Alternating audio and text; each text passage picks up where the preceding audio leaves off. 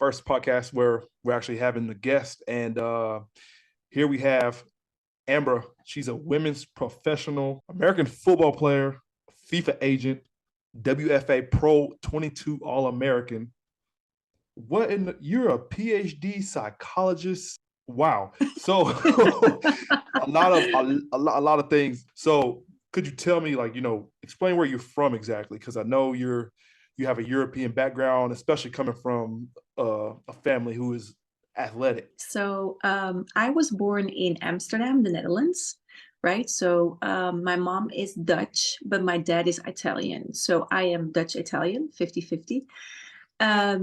So as for sports, like my dad was a professional soccer player. He used to be a semi-professional in Italy, and then he went pro in the Netherlands for a while. So I grew up with soccer. I started playing soccer when I was 12 years old.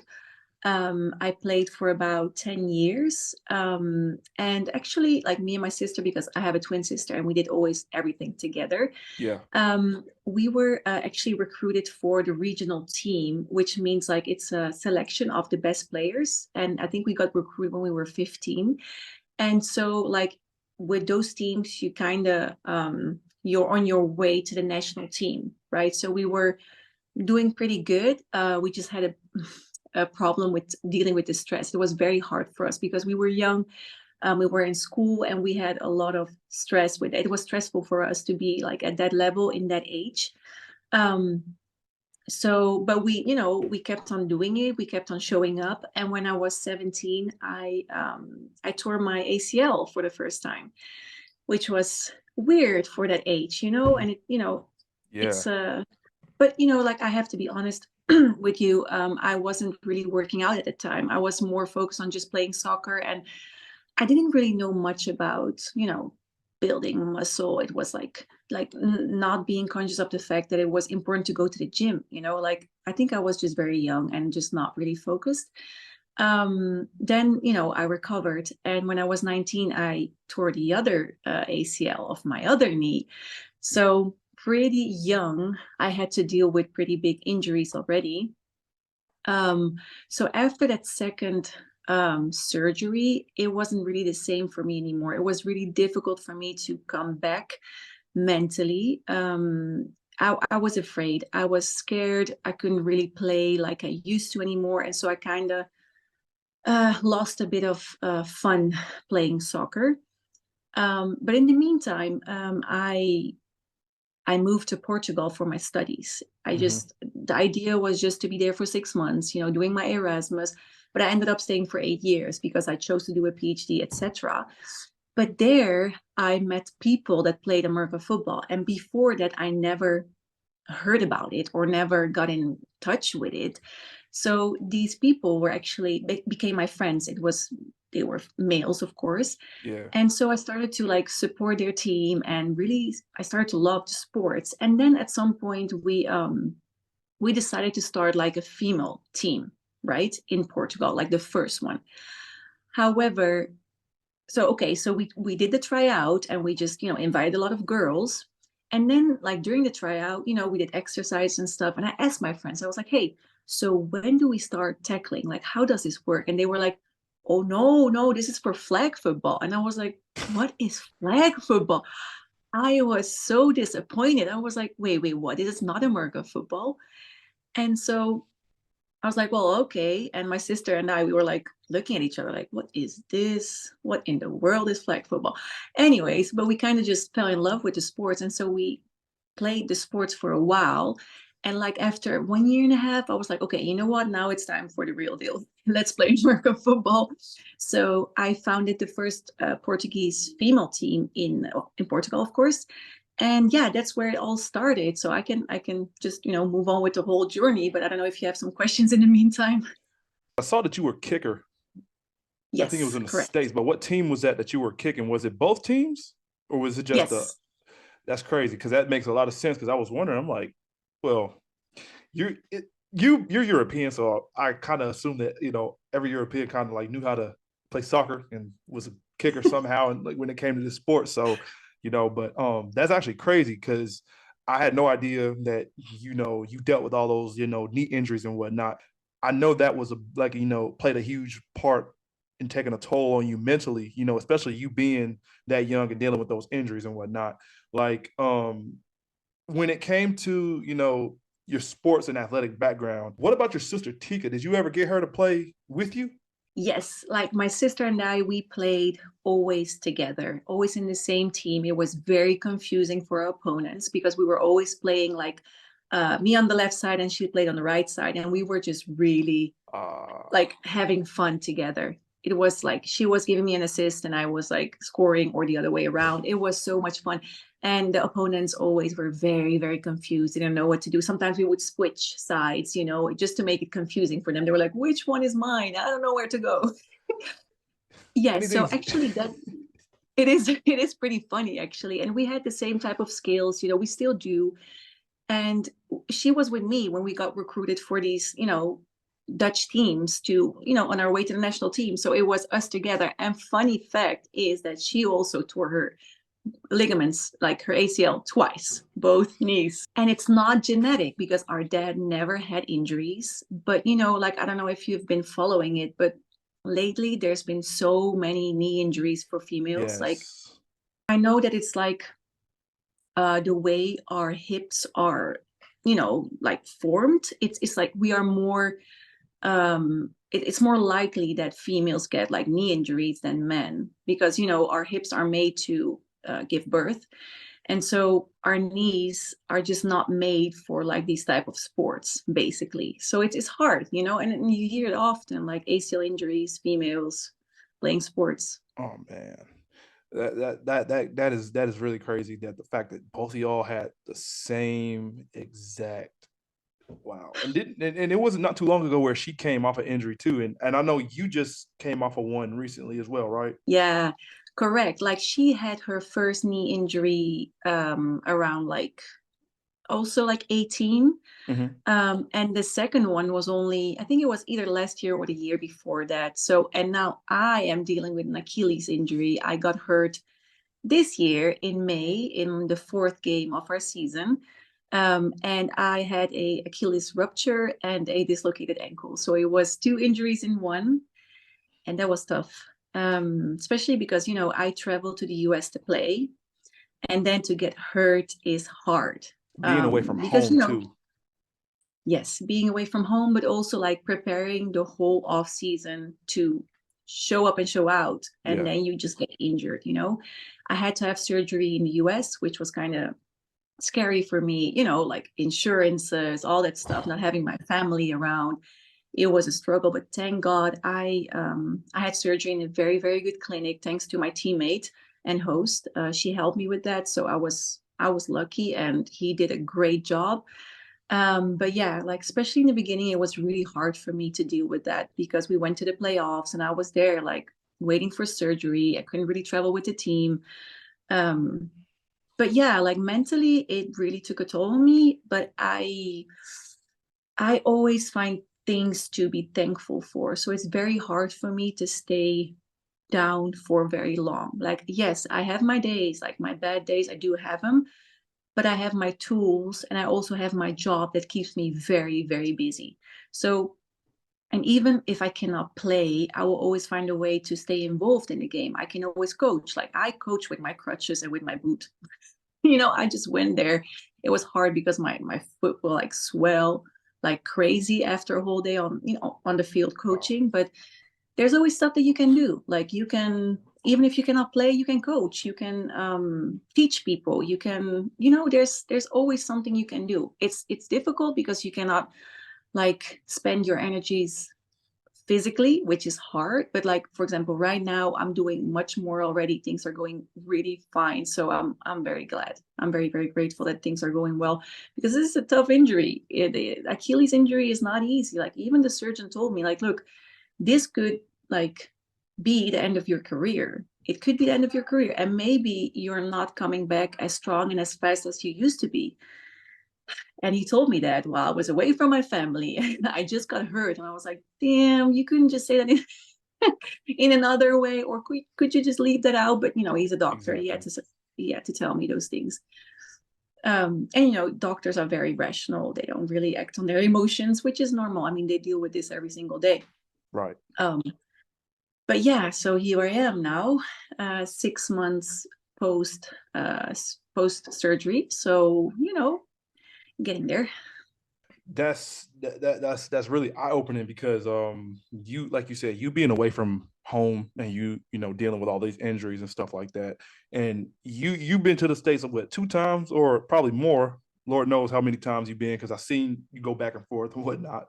How the insurance ain't nothing to joke about out there. So it's crazy. No, And it like is. and so like my next question for you is like, how in the world, because I've been trying to figure this out for years, how in the world did you even get out there? Who found you and how did you get out there? Okay. So that's pretty interesting. I think you and me, we've been following each other for quite long. Like I think Long since time. the start of my football journey, I think we started following each other. So as you probably know, I started posting a lot of my workouts, my field trainings, my passion for the sport. Like ever since I started playing, I was so passionate about it.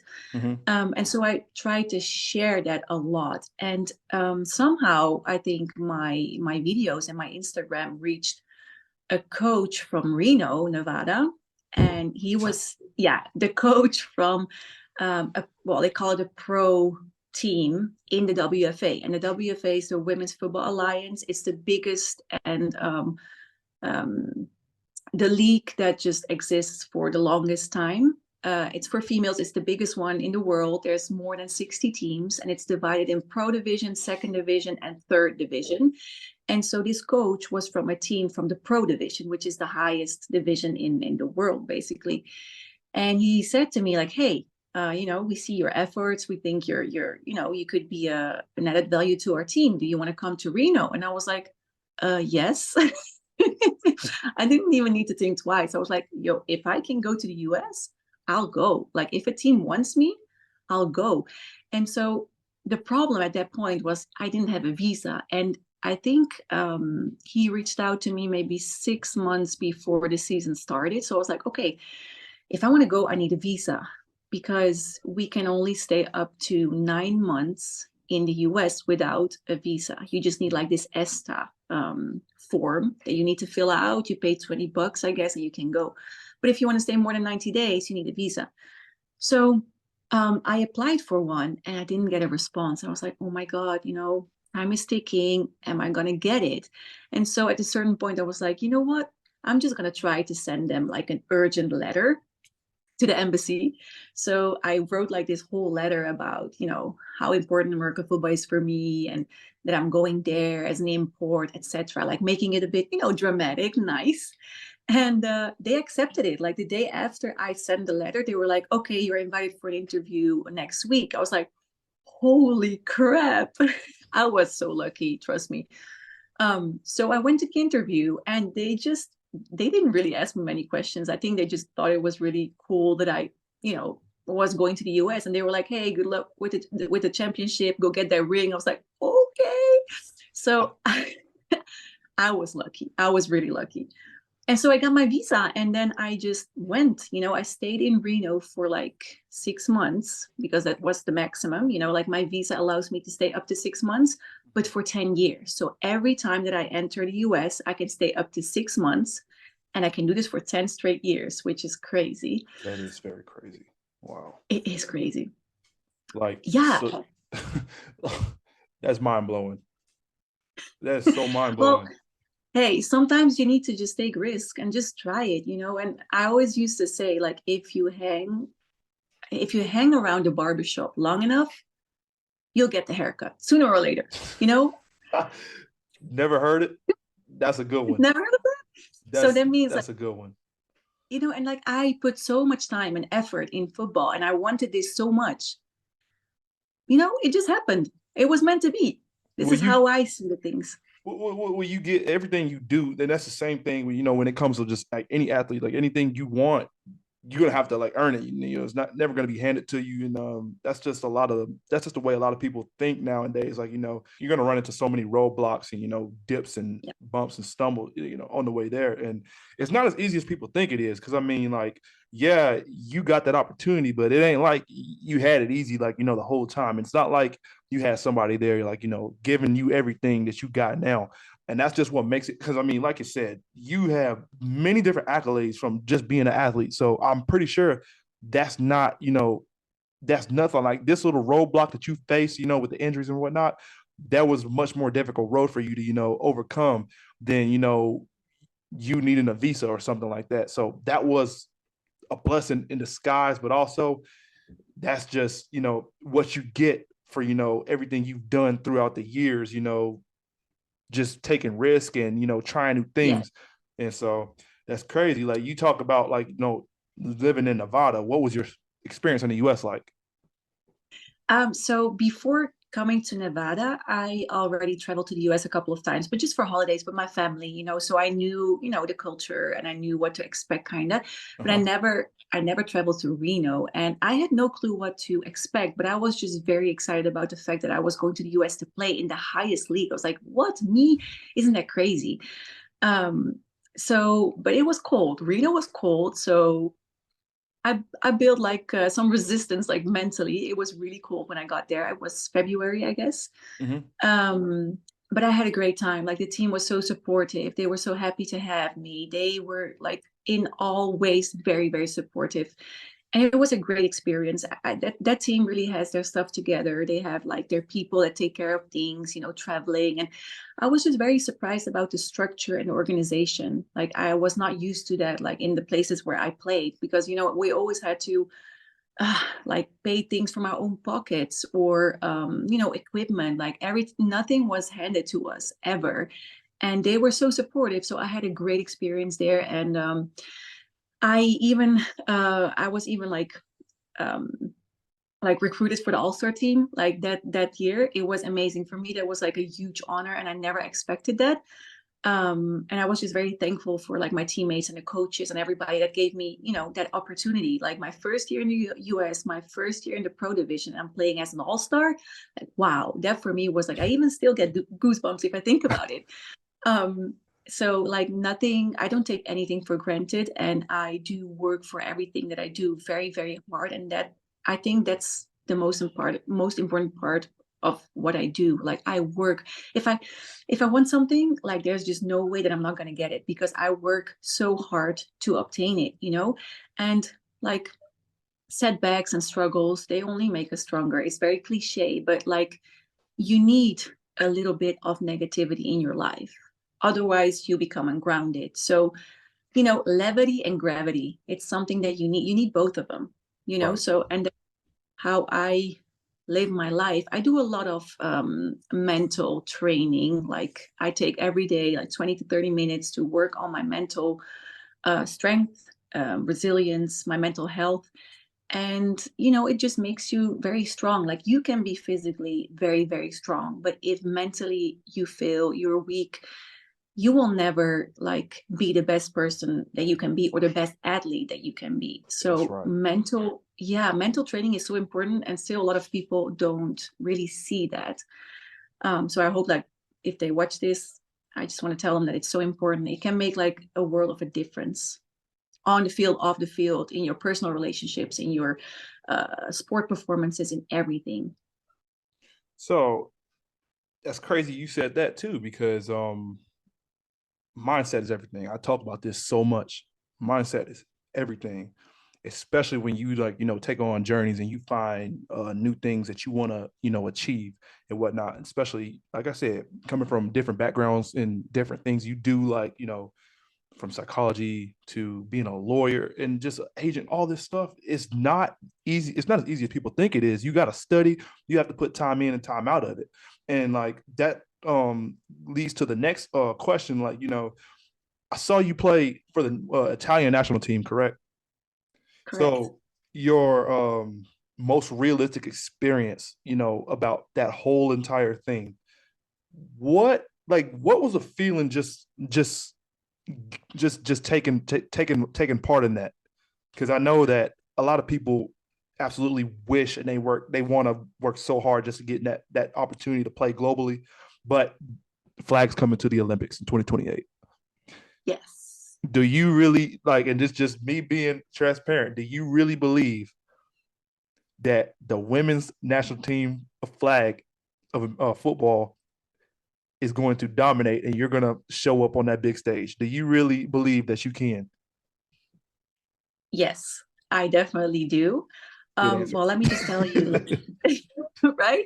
I mean, so, okay, this year I had to miss the European Championships with my national team because of my injury, right? Yep. Like I was supposed to be playing with my sister for the first time in the national team together, but couldn't happen. So next year in August we have the World Championships in Finland, and our performance there will also decide if we're going to go to the Olympics, right, in LA in 2028.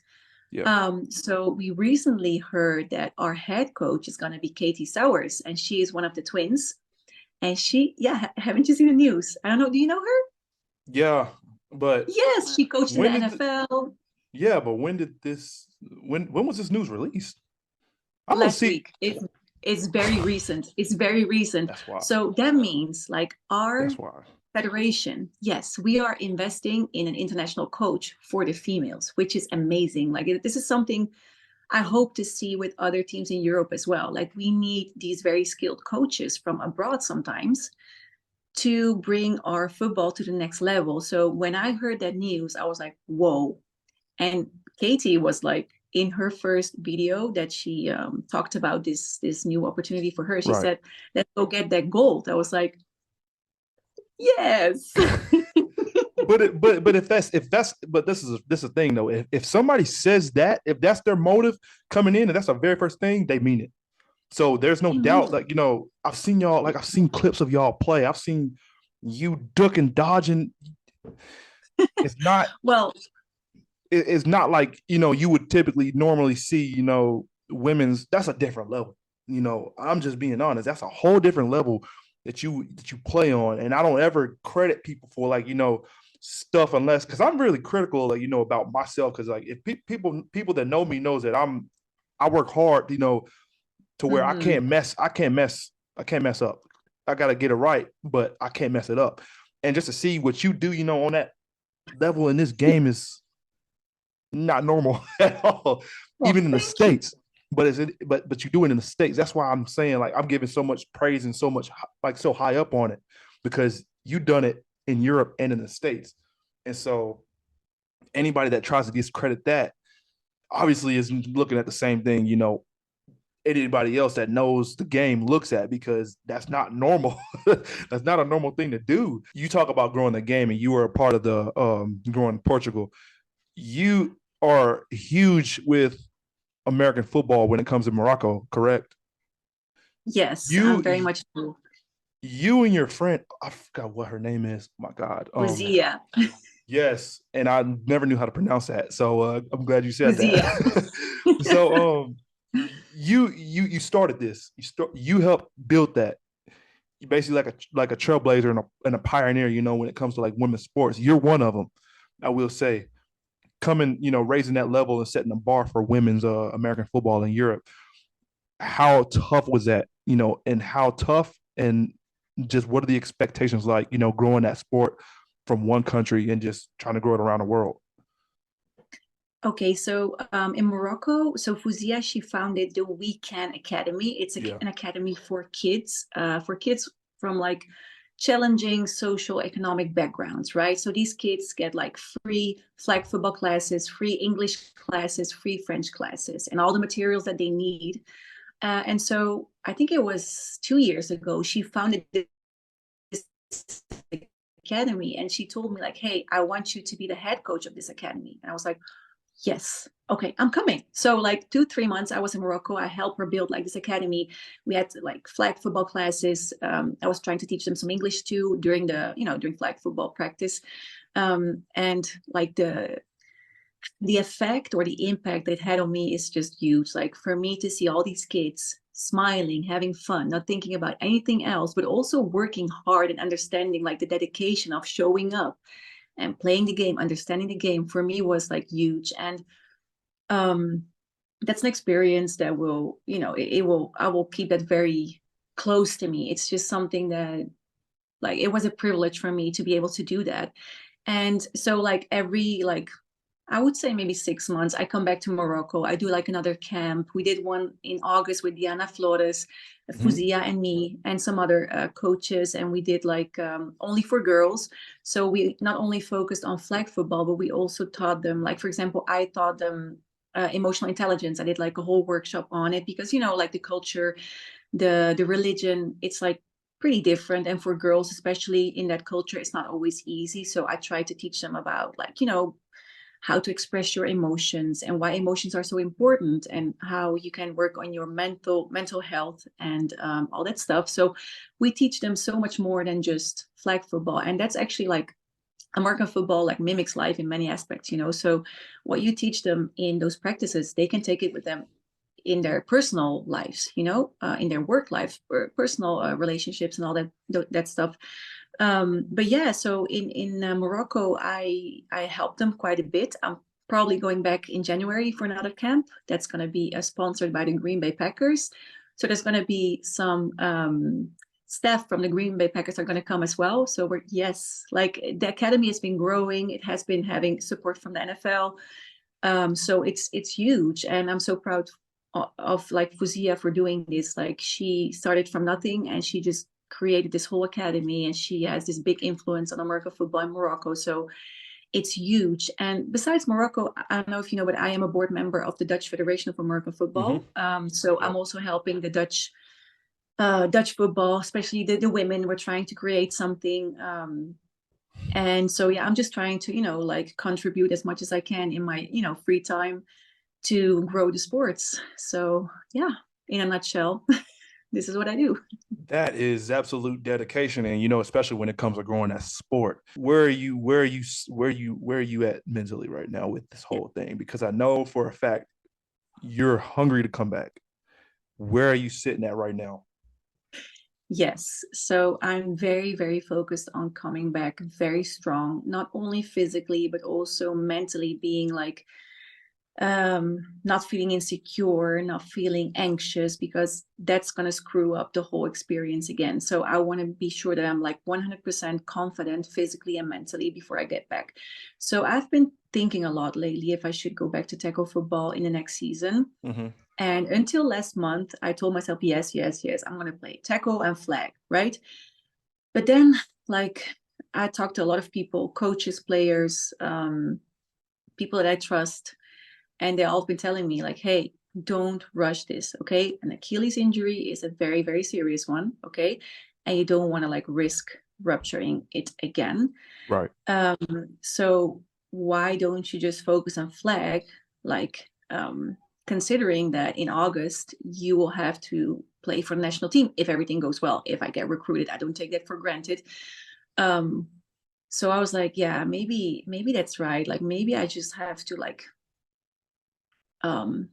make my comeback easy and not just wanting to get back to everything straight away, because I want to play for another couple of years. I don't want to, like, risk getting injured again, or like, just not feeling it mentally, like, Right. to 100%, because I'm scared, and then it's not going to be the same thing. So I think, I'm not 100% sure yet, but probably I'm going to just be focusing on flag for the next few months until the World Championships. But I will be training hopefully in the US too. But I'm very, very, very, very excited to get back. Like, I feel like I'm on the right track, physically, but also mentally. I do feel like I'm on the right track, but I have to be careful. I mean, sometimes I'm crazy and I will just go for it, and I will just take the risks. But at this point, I'm almost 32, so I need to also take into consideration that I will not be playing for the national team for very, very long. I mean, we don't know. There's a lot of young talents coming up. So my goal is to be playing for the national team for another 10 years if I can, maybe even playing, the Olympics. But we don't know, and we should never take it for granted. So I had to, like, miss the Europeans, and I don't want to miss the World Championships, like, so I'm just going to be focused on getting back 100% mentally and physically. And then from there, hopefully tackle football for the next season. it's not going to go anywhere, right? It's just going to be there again. And okay, those are my thoughts for now. I don't know how I think about it next month, but you know, it's difficult. It's a difficult decision because my heart lies with tackle football a I lot. agree. Like that's my thing. Mm-hmm. And not being able to play for a season is just hard to digest. But if that is what it takes for me to come back even better and even stronger, I have to accept that. We cannot always do everything, Right. I agree. I'm not gonna say women's sports because it's global. Now it's becoming global. I'm talking about individually. Are you seriously ready to make an impact in this sport? Because it has to grow. Youth has to be developed. Correct. Seniors have to be fundamentally sound, and Yeah. even women are becoming more attracted to the game. Are you, as an individual, ready to grow this sport into something unimaginable? I am so ready. Like, this is something I've been doing for the past years, and I will continue doing it. I'll be making sure to teach the next generation about the sports, about like how passionate I am, and I want to just like transfer that passion to them. And I learned football from the best in the industry, like my teammates, my coaches, the people that I had the opportunity to work with, or even play against, like the Right. girls that I played against. Like, I learned from the best. So I want to, transfer everything that I know to the next generation. So I am so ready for it. With the Dutch Federation, we're making like huge steps. I'm so excited about everything that we're working on for the youth, but also for the seniors, giving them more opportunities, creating bridges between, Europe and the US. So yeah, I'm super ready. I'm just so excited about everything that's happening for the new generation. Like, I might not be able to have all the opportunities that they are having, but at least I'm contributing for them to have all those opportunities. So that for me is enough. Like, I enjoy this so much, and I'm so happy to be able to do this for the next generation, because they're next. I agree. I 100% agree. And there's no better feeling than seeing the people, or the next generation that you're coaching and you're passing off knowledge to, grow and develop. No better feeling. I don't care that like you go win championship. That's never gonna, defeat the feeling of, seeing someone that you've coached up or helped develop really succeed at the highest level and all that. And I really appreciate you taking the time coming on here and just telling everybody who you are, because I promise one thing: if they're not going to know what you do, they're going to know what you did for the game. I promise. They're definitely going to know Thank what you. you did for it, because, I mean, like I said, you don't hear many people growing the sport from one country to another and doing the stuff that you and your friend is doing, especially in Morocco. That's crazy. And, from an American's perspective, that's astonishing. And I mean, nobody can, like I said, no one can discredit anything that you, or you or your circle is doing, because if it was easy, everybody would be doing it, but they're not. So, just got to give you the proper respect, and, just let everybody know who you are and whatnot. And I didn't ask this. How do you pronounce your last name? What is your full name? So if I would just pronounce it the Italian way, it's Ambra Yes, Marcucci. That's my name. And that for the is Americans, it's like Ambra, Amber. And my last name, they say Marcucci. Amber. I appreciate you taking the time to come on here and talk. I really appreciate it. Of course. I All right. appreciate you too. Thank you so much. Thank you.